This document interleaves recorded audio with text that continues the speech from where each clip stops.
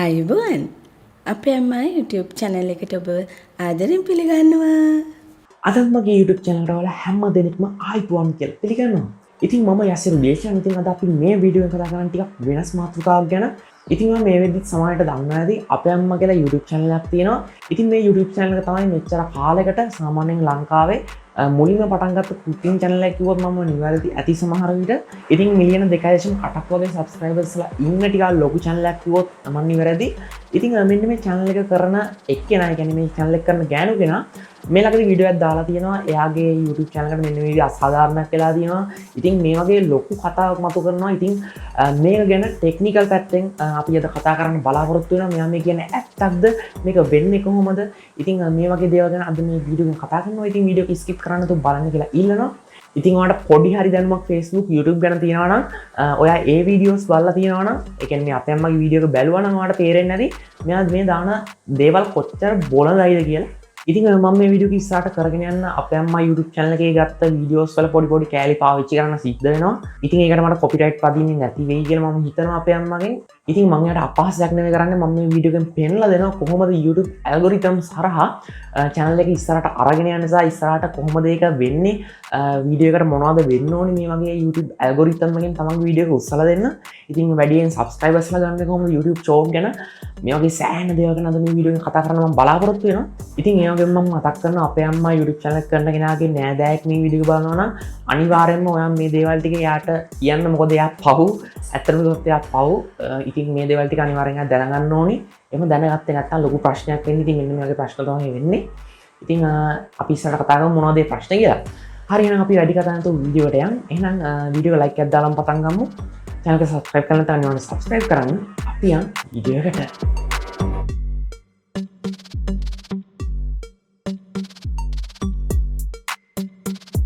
හරි, ඉතින් අපේ අම්මා මුලින්ම සහ ප්‍රධානම විදිහට මෙතන highlight කරලා කියන දෙයක් තමයි එයාව බහුජාතික සමාගම, එතකොට තව Facebook සමාගම, YouTube සමාගම, Google සමාගම කියලා කියනවා. ඉතින් මෙන්න මේ සමාගම් සේරම එකතු වෙලා මෙයා වටන්න සෑහෙන try කරනවා කියලා තමයි මෙයා මේ වීඩියෝ එකේ ප්‍රධාන වශයෙන්ම කියන්නේ. ඉතින් අපි බලමු මේක කොහොමද වෙන්නේ කියලා. ඉතින් මෙයා කියන විදිහට එයා බහුජාතික සමාගම් වල products, ඒ කියන්නේ මොන හරි සිසිල් වීම ඇයි ඉතින් මේකට හේතුව විදිහට එයා කියන්නේ එයා බහුජාතික සමාගම් වල නිෂ්පාදන ප්‍රවර්ධනය කරන්නේ නැහැ කියලා. ඒ කියන්නේ ස්පොන්සර්ෂිප්ස් එයා බාරගන්නේ නැහැ කියලා. ඉතින් ඒ කතාවේ ටිකක් ඇත්තක් තියෙනවා. මොකද මෙයා වීඩියෝ එක කිසිම ස්පොන්සර් වීඩියෝ එකක් මම දැක්කේ නැහැ. මම හැම වීඩියෝම බලන්නේ නැහැ. හැබැයි මම බලපු එක වීඩියෝ එකවත් වීඩියෝ එකේ ස්පොන්සර් ඇඩ් එකක් තිබ්බේ නැහැ. ඉතින් ඇත්තටම එයා මේ බහුජාතික සමාගම් වල නිෂ්පාදන පාවිච්චි කරනවා එයාගේ කුකින් වීඩියෝස් වලට. හැබැයි එයා ඒවා බ්‍රෑන්ඩින් කරන්නේ නැහැ. ඒ කියන්නේ එයාට ස්පොන්සර්ෂිප්ස් හම්බෙන්නේ නැහැ කියන එක. හැබැයි එයා ඒවා පාවිච්චි කරනවා එයාගේ කුකින් වීඩියෝස් වලට. ඉතින් මෙතනදී මට හිතුණ දේ තමයි මෙයාට ස්පොන්සර්ෂිප්ස් හම්බෙන්නේ නැති හින්දා මේ වගේ දෙයක් කරන්න කියලා. ඒක මට ඉතින් මම මේ කිව්වේ මගේ පෞද්ගලික මතය. ඒක ඇත්ත වෙන්නත් පුළුවන්, බොරු වෙන්නත් පුළුවන්. ඉතින් කැමති නම් ඔයාලට පිළිගන්න පුළුවන්, නැත්නම් ඒක අයින් කරලා දාන්න පුළුවන්. ඉතින් මේකත් එක්ක එයා මතු කරන ඊළඟ පොයින්ට් එක තමයි එයාගේ සබ්ස්ක්‍රයිබර්ස්ලා ගානට සාපේක්ෂව views සෑහෙන අඩුයි කියන එක. ඉතින් ඒ කතාව ඇත්ත. එයාගේ අන්තිම වීඩියෝස් ටිකේ එයාගේ සබ්ස්ක්‍රයිබර් කවුන්ට් එකට සාපේක්ෂව සෑහෙන views අඩුයි. views 30000ක්, views 50000ක් වගේ ඔය වගේ රේන්ජ් එක තමයි එයාගේ අන්තිම වීඩියෝස් ටික යන්නේ. ඉතින් මේක ගැන එයා කියන්නේ එයා අර බහුජාතික සමාගම් වලින් මෙයාගේ channel එක වට්ටපු හින්දා YouTube සමාගමෙන්, ඒ කියන්නේ Google සමාගමෙන්, හැබැයි මෙයාගේ සමාගම් දෙකම කියලා කියනවා නිකන් YouTube Google කියන්නේ දෙකක් වගේ කියලා. ඉතින් මෙන්න මේ සමාගම් මෙයාගේ channel එකේ views අඩු කරනවලු එයා sponsorships බාරගන්නේ නැති හින්දා එයා කියන විදිහට. ඉතින් මෙතනදී එයා කියන තවත් දෙයක් තමයි එයාගේ වීඩියෝ එකක් බලද්දි viewers ලට ඊට පල්ලෙහාන් වෙන අයගේ videos, ඒ කියන්නේ YouTube එකට සම්බන්ධ කට්ටියගේ YouTube එකට හිතවත් කට්ටියගේ videos පෙන්නනවා කියලා මෙයා කියනවා.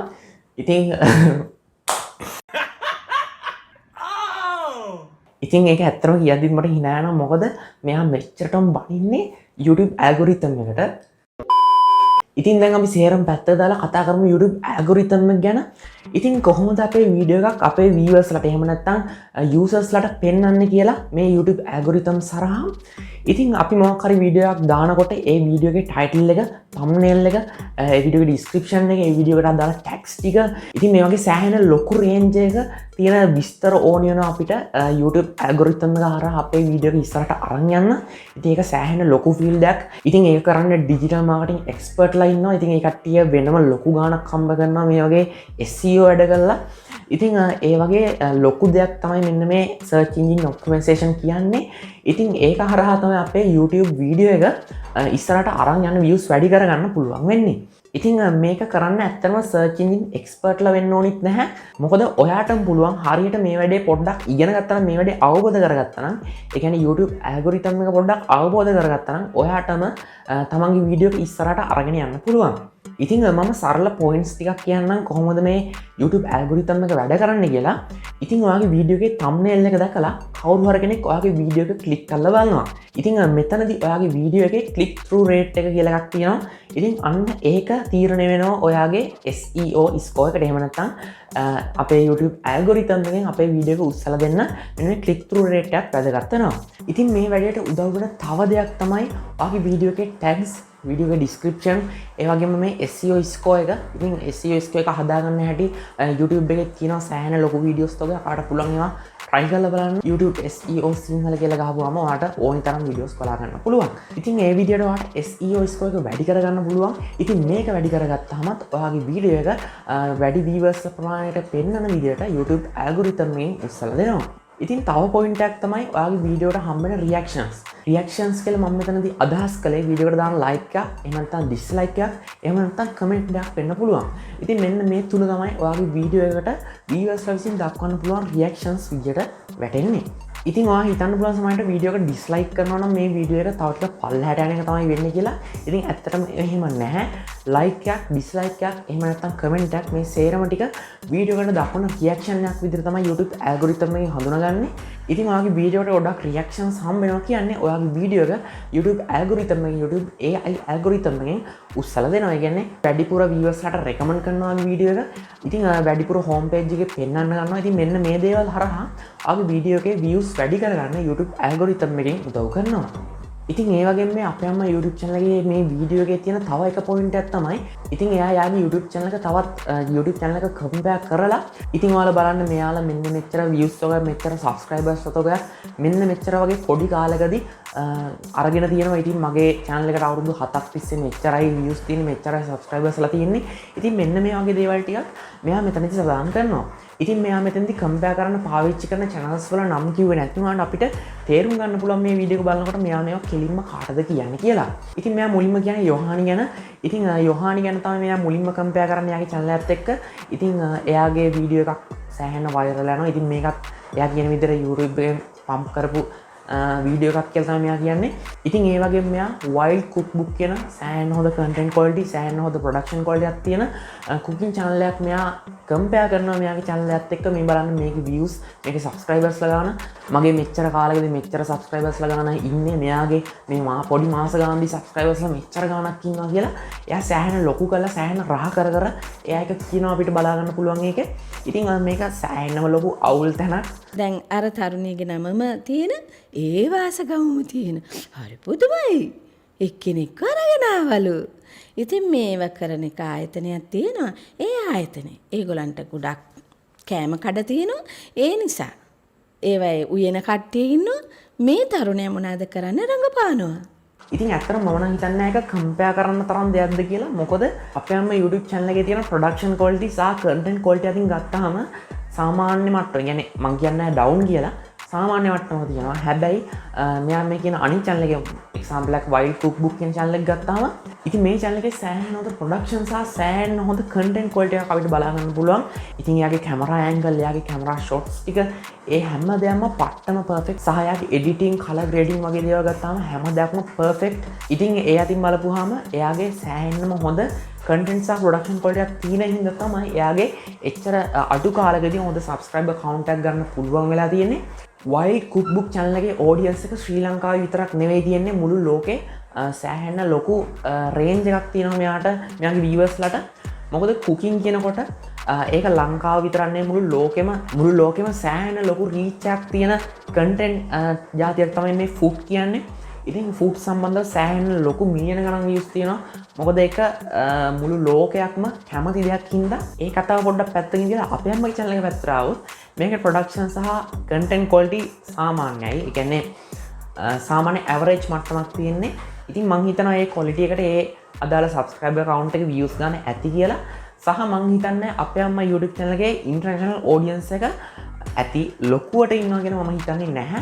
මොකද වැඩියෙන්ම අපේ අම්මා YouTube channel එකේ ඉන්න audience එක ශ්‍රී ලංකාවේ සාමාන්‍ය මධ්‍යම වයසක ඉන්නේ. කියන්නේ අවුරුදු 40ක් ඔය වගේ රේන්ජ් එක යන audience එකක් වෙන්න ඕනි මට හිතන විදිහට අපේ අම්මා YouTube channel එකේ වැඩියෙන්ම ඉන්නේ.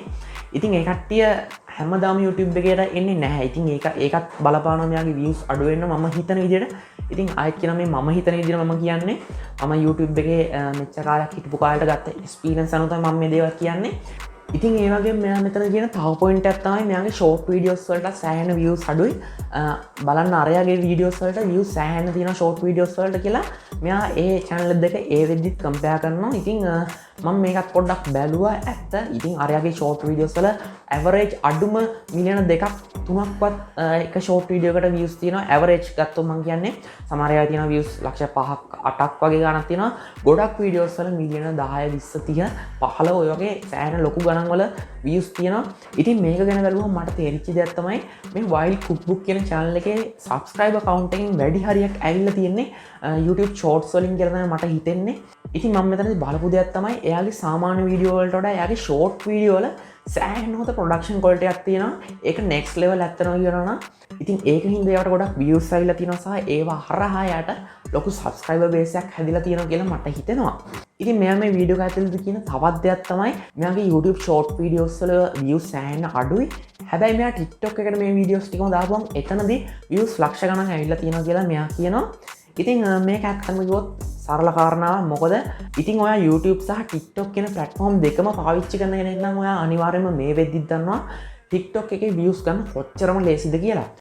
ඉතින් ඒ වගේම මෙයා මෙතනදී කට්ටියටම බනිනවා මේක ගෝත්‍රික මානසිකත්වයක් තියෙන කට්ටියක් තමයි මේ YouTube, Facebook, Google සමාගම් වල ඉන්නේ කියලා. ඉතින් අපි ඒක ගැන පොඩ්ඩක් කතා කරලෙමු. ඔබ හිතන්න එපා මේ මට ගහනවා විතරක් නෙමෙයි කියලා. මේ තරුණයාගේ වීඩියෝ වල ෂෝට්ස් වල වැඩිපුරම තිබුණේ මම කියන්න කැමති නැහැ. මොකද මේ ආයතන වල අපේ දරුවෝ වැඩ කරනවා. ඒ වුණාට බහුජාතික සමාගම් වල කෑම බීම ප්‍රචාරණයේ කටයුතු සඳහා තමයි මේ දරුවව අරගෙන යන්නේ.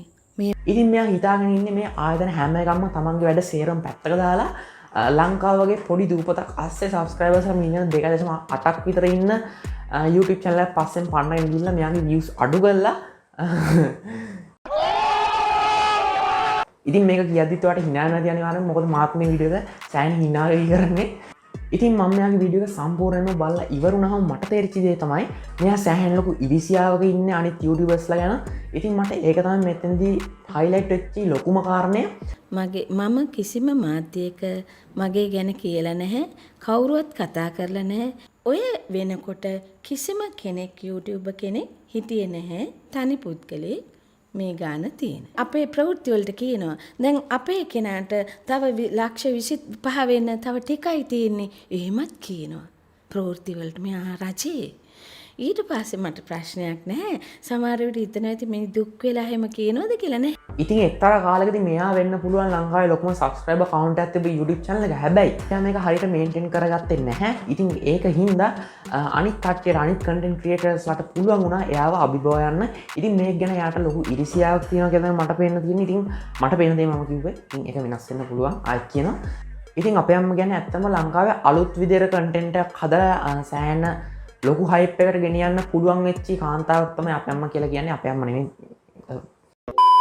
ඉතින් ඒ channel එක කරන එක්කෙනා. ඉතින් හැබැයි එයා ඒක මේන්ටේන් කරගත්තේ නැහැ. හැබැයි එහෙම මේන්ටේන් කරගත්ත කට්ටිය ලංකාවේ ඕනි තරම් ඉන්නවා. උදාහරණයක් විදිහට චනුක්ස් ප්‍රෝ ගත්තා නම් එයා තමයි ලංකාවේ මුලින්ම ටෙක් පැත්තෙන් හොඳ කන්ටෙන්ට් අරන් ඇවිල්ලා හොඳ ප්‍රොඩක්ෂන් ක්වොලිටි හොඳ කන්ටෙන්ට් ක්වොලිටි දිනෙන් දින ඉම්ප්‍රූව් කරගෙන මෙයා අද වෙද්දි සෑහෙන ලොකු හයිප් එකක ඉන්නවා සහ මෙයාගේ ප්‍රොඩක්ෂන් ක්වොලිටි සෑහෙන හොඳයි මේ වෙද්දි. ඉතින් ඇත්තටම එතෙන්දී ආ ෆේල්. ඉතින් ඒ ෆේල් එකට යා වෙන කන්ටෙන්ට් ක්‍රියේටර්ස් ලාට ඉරිසියා කරලා වැඩක් නැහැ. තමන්ගේ content quality production quality up කරගන්න එක තමයි ඒකට තියෙන විසඳුම. ඉතින් YouTube ඇල්ගොරිතම් එක හැමෝටම එක විදිහට සලකන්නේ. මොකද චනුක්ස් ප්‍රෝ ගත්තත්, වස්ති ප්‍රොඩක්ෂන් ගත්තත්, රැක්ටා ගත්තත්, ලංකාවේ ඉන්න টොප් ලෙවල් YouTubers ලා කවුරු ගත්තත් ඔය හැම channel එකක්ම වැඩ කරන්නේ YouTube ඇල්ගොරිතම් එක උඩ තමයි. ඉතින් YouTube ඇල්ගොරිතම් එක කාටවත් කිසිම වෙනස්කමක් කරන්න බැහැ සහ වෙනස්කමක් කරන්න දන්නේ නැහැ. මොකද YouTube ඇල්ගොරිතම් එක හදලා තියෙන්නේ YouTube එකේ viewers ලාට අවශ්‍යම කරන සහ හොඳම videos උපරිම විදියට පෙන්වන්න පුළුවන් විදිහට තමයි YouTube algorithms නිර්මාණය වෙලා තියෙන්නේ. ඉතින් ඒක කාටවත් වෙනසක් වෙන්නේ නැහැ. ඉතින් ඒක තමයි YouTube එකේ තියෙන තියරි එක. හරි ඉතින් අද මේ වීඩියෝ එකෙන් කතා කරේ අපේ අම්මා YouTube channel එකේ මෙන්න මේ තියෙන ප්‍රශ්න ගැන තමයි අද මේ වීඩියෝ එකෙන් කතා කළේ. ඉතින් මම හිතන්නේ මේ වීඩියෝ එක කාටවත් මඩ ගැහුවයි කියලා. මොකද මම සෑහෙන දුරට try කළා. හැමෝගෙම ගරුත්වය ආරක්ෂා කරලා මේ වීඩියෝ එක කරන්න. ඉතින් මම හිතනවා ඒක වෙන්න ඇති කියලා. ඉතින් මං හිතනවා ඔයාලත් මේ වීඩියෝ එකෙන් නොදන්න දේවල් ගොඩක් දැනගන්න ඇති කියලා YouTube algorithm වගේ දේවල් සම්බන්ධව. හරි ඉතින් වීඩියෝ එක හොඳයි නම් අනිවාර්යෙන් like එකක් දාන්න. අනිවාර්යෙන් අපිව subscribe කරන්න අමතක කරන්න එපා. ඉස්සරහට මේ වීඩියෝස් ඔය ගාවටම ගෙන ගන්න අපිව subscribe කරලා තියාගන්න. එහෙනම් අලුත් වීඩියෝ එකකින් හම්බ වෙනකන් ඔයාලා හැමෝටම සුබ දවසක්.